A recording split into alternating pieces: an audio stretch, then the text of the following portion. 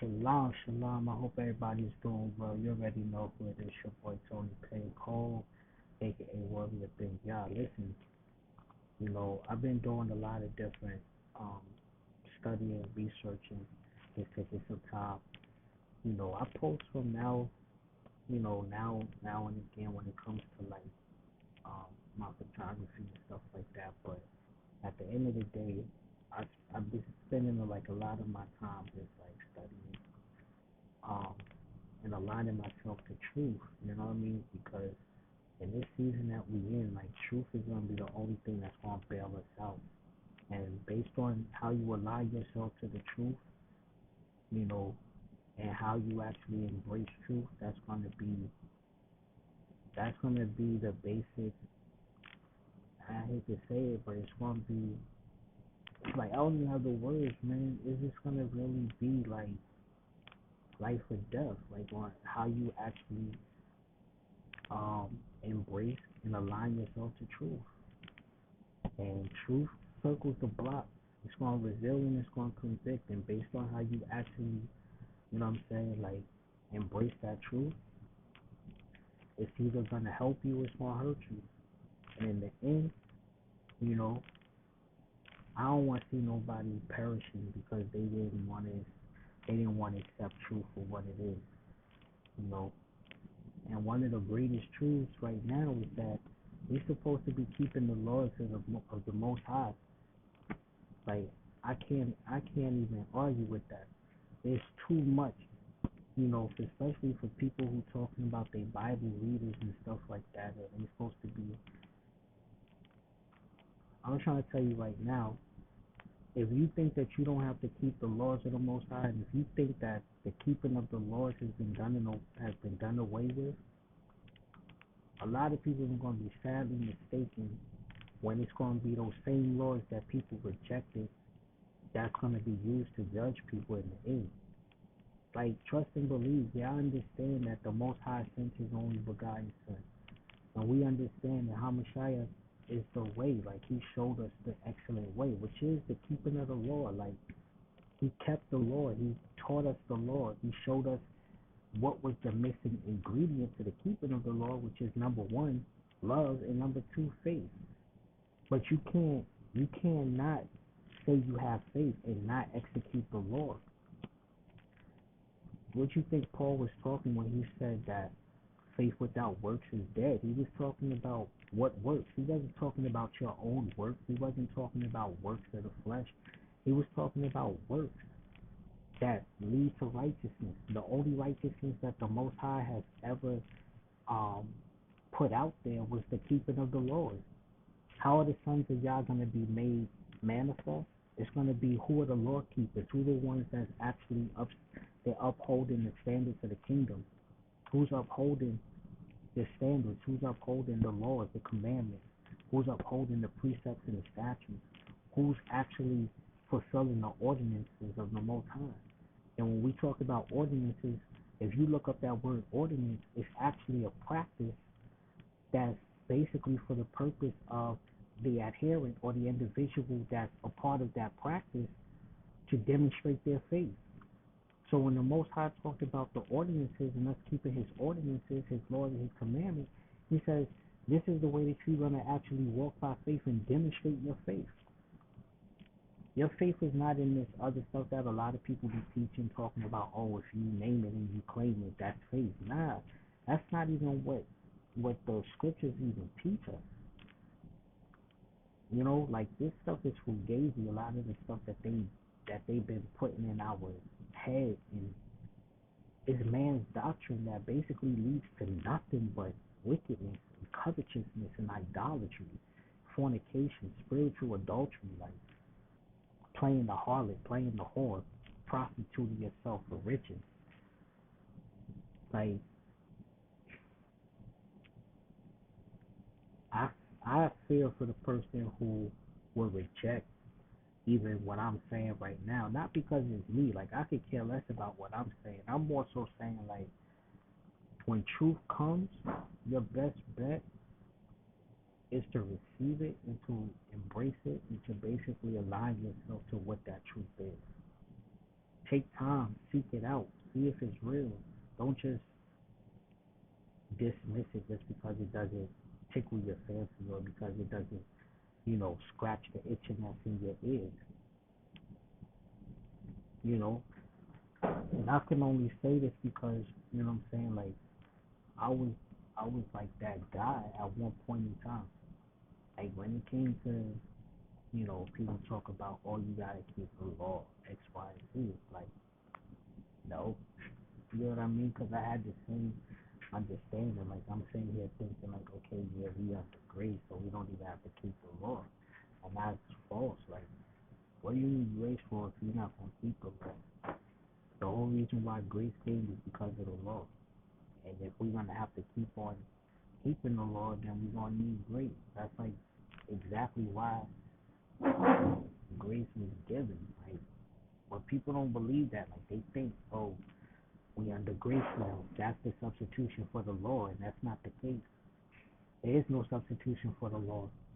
For there to be a substitution of the law, then you would have to take away Matthew 5:17. You have to take away Muhammad Shah said that he did not come to do away with the law, but that he came to fulfill the law. And he said not one jot, not one tittle, not one little part will be removed until all has been fulfilled. Until all has been fulfilled. Like when we read those scriptures, even he's teaching us, like, I'm not coming to do away with the laws nor the prophets. Like, what I'm trying to do is show you how this thing can be kept. Even Romans 8 talks about it. It says the righteousness of the law can only be fulfilled in those who walk in the Spirit, not a religion. Like, you have to be. How to put it this way? Paul said it. He said that the law is spiritual, and then he tells us to live in the Spirit. So, who's going to be the real ones that's going to be able to keep the law? The spiritual ones. Even those who believe in universalism, the laws the universal laws are the laws of the Most High. Every law that you can think of is actually it's an extension of the laws of the Most High, good or bad. The judicial system. When you read the laws, when it came to how the Most High wanted us to judge and how He wanted us to handle affairs, the judicial system is applying those laws. When you look at how the Most High set the law, you take somebody's life, if your life be taken, it's a life for a life, right? It's the same thing in the judicial system. You take somebody's life, 9 times out of 10, you're gonna go to jail for life, and 9 times out of 10, what's gonna happen is they gonna cut your life. And this is not something that we just look at and be like, oh, they just came up with it. No, the Most High, He is the Almighty. Like, He is the Master Spirit of all spirits. He is the divine Master Spirit. Like, and everything is basically an extension of what He's decreed and what He set in order. And if we don't understand that, then we're lost. Like, I don't care. You're lost. Period. Like, you can sit there and you can argue it all day, but at the end of the day, truth is truth, and truth is the only thing that's going to stand. Truth comes to convict, and it comes to reveal. If you embrace it, repent, and align yourself and convert yourself to that truth, you're good. But when truth comes and it tries to convict and it tries to reveal, you reject it and it spins the block again to do the same thing, and you keep on rejecting it, it's going to spin the block, and this time it's not going to be there to help you. It's going to be there to hurt you. And a lot of people don't understand that. They think, oh, I got time. Have you not seen what's been going on lately? And the crazy part is, like, I feel for the people who died not knowing the truth. And I'm like, come on, like, I'm not even sitting here talking about, oh, the truth of, the indigenous people are the people of the book. It even goes beyond that, bro. Like, I'm really talking about how people are running around here telling you that you don't have to keep the laws of the Most High, especially if you are, you know what I'm saying, the people of the book. But yeah, it starts there. You have to be able to embrace and accept your true identity, because there was only one nation that was given the law, and that was the nation of Israel. That was the Hebrews. That was the Israelites. They were given the law. Why? Egypt wasn't given the law. The Canaanites wasn't given the law. The Jebusites, all of them wasn't given the law. The law was given to Israel, and the law was given to Israel when they was taken out of Egypt. Listen to this: when they came out of Egypt and they were entering into the Promised Land, which was the land of Canaan, and they was driving out even those other nations and driving out the Canaanite nation, the Most High said to them, "Listen, the ordinances, which is basically the governmental rule of Egypt, their ways, you don't even follow that. And when it comes to the ordinances of the Canaanites, you don't walk in that either. You're under my jurisdiction. You're under my government. You're under my law. You're under my decrees. You're under my statutes. You're under my commandments. And you're supposed to fill the land, every land you're in, whether you're in captivity. Like, a lot of people try to use the fact, oh, we're not in our land. So you mean because you're not in your land, you're not supposed to keep the laws of the Most High? Regardless to wherever we go, we're under his jurisdiction. We're under his government. We're under his rule. And if we claim to be the people of the Almighty Yah, how dare we slap him in the face and say, oh, we're not going to keep his laws until we actually get to our land. Or we're not going to keep the laws until after the Messiah comes and he takes us. Are you serious? By that time, it's going to be too late. Because when you read the book of Esdras, the second Esdras, he talks about those who didn't receive and those who didn't want to obey his commandments and obey his laws. There's going to be a recompense against them as well as those wicked nations. So regardless of how you feel about it, don't think just because, oh, I accepted the fact that I'm an Israelite, or I accepted the fact that I'm part of the crew that's in the book. Like, it goes beyond that. Because what you say now about the people who come into acknowledgement that, oh, this is the way to righteousness, the keeping of the laws. What you want to do now, when the wayward nations come to learn about righteousness and the keeping of the laws, and they start keeping the laws, and now what happens? Just like Israel, when we read the testimony of Israel, right? The Most High provoked them unto jealousy through the Gentiles. It's the same thing. You think, oh, that's why Hamashiach said, don't say that you're Abraham's seed. The Most High can take any person. He could take a little splint from the earth and create a human from that and cause him to be Abraham's seed. We gotta look at it for the bigger picture. And I'm just like, my understanding now has just gone like higher, you know, because I didn't understand that first when it came to the keeping of the laws, because I was still kind of wrestling with it. I was like, yeah, I understand. Okay, boom, we wear our fringes, boom. Okay, we keep Sabbath, okay, boom. All right, you know, like certain things. But then just started getting to the dynamics of the law, and there's a lot of different things, like, and we have to be careful because you got, you know, Pharisees that try to come in and try to, oh, da da da da da da, and they're basically abusing the law. They're trying to use parts of the law to enslave you and to basically throw a burden upon you that the Most High is not even placed upon you. He doesn't come to give us any new burden or give us any new commandment. Like, everything that he said from the beginning is what he's always been saying. The commandments was always a way to show us love. The commandments was always a way to show us how we're supposed to um, praise the Most High.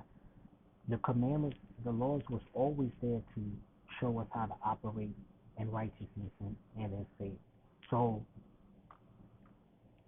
for people who even sit there and be like, oh, we don't have to do it because of Christ,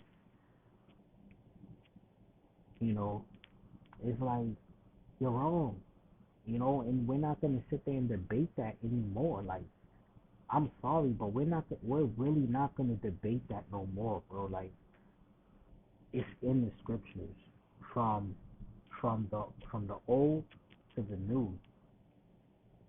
Like, all throughout the scriptures, Israel was given the commandments. All throughout the scriptures, Israel was given the laws. All throughout scriptures, that's the thing that's been stressed. And even today, the reason why the nations are the way that they are is because while we're in these lands, we're still succumbing to the foolishness in these lands. Point blank. I don't care what anybody says. That's exactly why. And it's about time that we start to accept responsibility, hold ourselves accountable in reference to the word, according to the scriptures that's been given, and even the scriptures that we need to start seeking out. How many times that,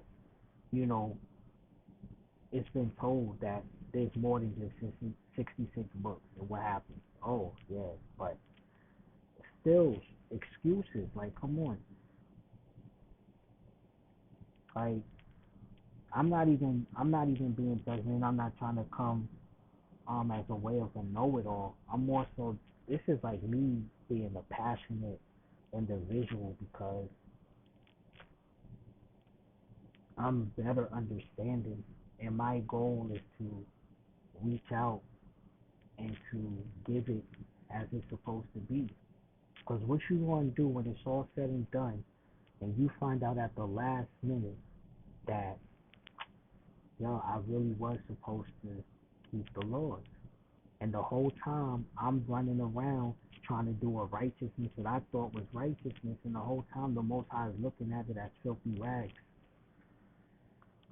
When he was talking about our righteousness as filthy rags, he wasn't talking about the keeping of the laws. He was actually talking about us trying to go around the keeping of the laws to do other things, like sacrifices, like, oh, we'll just sacrifice. Oh, obedience is better than sacrifice. That's what that scripture is talking about. But there again, that's another verse in scripture that's just been torn apart and made to mean so many different things. No, obedience is better than sacrifice. It's directly connected to the law and the keeping of the laws and the commandments, the statutes and the precepts and the ordinances of the Most High is directly connected to that. So, I'm really just putting this out there. Align yourself to truth that's going to set you free, not truth that you think makes you more enlightened and more. No, align yourself to truth that sets you free.